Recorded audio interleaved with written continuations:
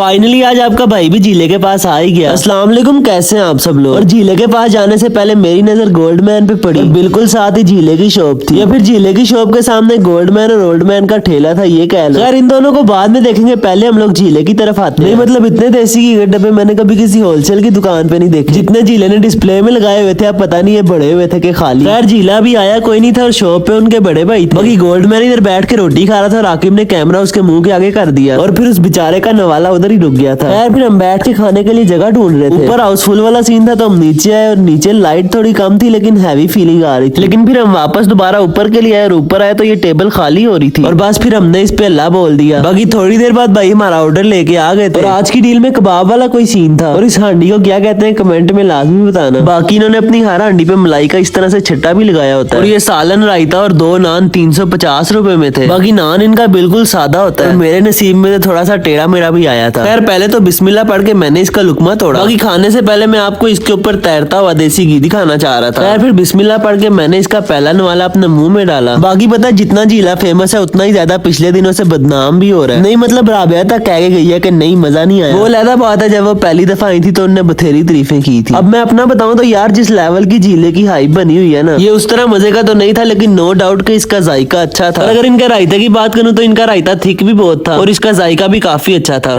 बहुत अच्छा टेस्ट है। जो लोगों की बातें सुनी थी वो तो बिल्कुल ऐसे ही है, टेस्ट नहीं है, ये नहीं है, वो नहीं है। हम लोग अभी फर्स्ट टाइम आए हैं, ये तो लाजमी टेस्ट करें। वो हर किसी बंदे का अपना टेस्ट होता है। मैं वीडियो बनाने के चक्कर में फंसा हुआ था, और मेरे हाथ में भी पहला नान था, और इन्होंने 6 के 6 नान खत्म कर दिए थे। कसम से मुझे बड़ा मजा आया खाने का। मुझे मजा आया। बाकी यार झीले के बंदों की सर्विस बहुत ही ज्यादा स्लो है। नाना करते 5 से 6 मिनट हो गए थे और हमारे नान खत्म हुए पड़े थे, और नान के इंतजार में एक तो सालन भी ठंडा हो गया था, और आकिब ने मेरा स्टैंड इतनी जोर का गिराया था जैसे मुफ्त का माल है। और ये सारे भी नान का इंतजार कर रहे थे, और ये उठ के नानों वाले को ढूंढने के लिए जा रहे थे, और अचानक नान वाला भैया आ ही गया। और हाँ, झीले के पास आपको ग्रेवी नहीं मिलती, हमें मिल गई थी क्योंकि मैं वीडियो बना रहा था। और अगर आप बर्गर और आपको ग्रेवी का नहीं पता तो ग्रेवी वो होती है, आप अपना सालन खत्म होने के बाद होटल वाले से दोबारा मंगवाते हो।